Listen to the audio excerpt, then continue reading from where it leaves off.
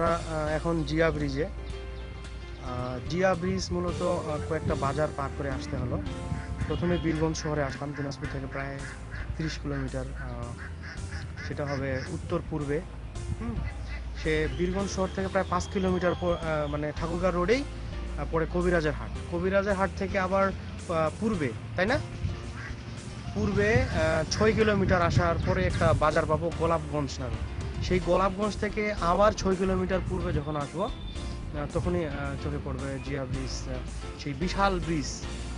অন্যরকম জায়গাটি, অন্যরকম সাজানো গোছানো, আর অনেক বসারও জায়গা আছে এখানে।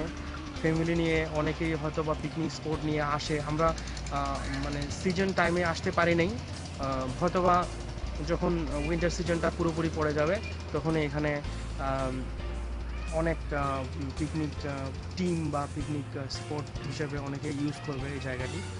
তো জিনিসটা আমি আজকে প্রথম দেখলাম, জিয়া ব্রিজটি, এবং ব্রিজের যে এনভায়রনমেন্ট, চারিদিকে যে সিস্টেম বসার এবং গাড়ি পার্কিংয়ের, সব দিক থেকে অনেক সুন্দর। তো যদিও নদীতে একটু নদীতে পানি একটু কম, তো যখন নদীতে পুরোপুরিভাবে পানি থাকবে তখন জিনিসটা অন্যরকম দেখতে সুন্দর লাগবে। তো যাই হোক, আপনারা যখন সময় পাবেন, লোকেশন ওয়াইজ আপনারা বীরগঞ্জ আসবেন, বীরগঞ্জ থেকে লোকজনকে জিজ্ঞাসা করবেন কবিরাজের হাট, এবং কবিরাজের হাট থেকেই গোলাপগঞ্জ বাজার, তারপরেই জিয়া ব্রিজ চলে আসবে।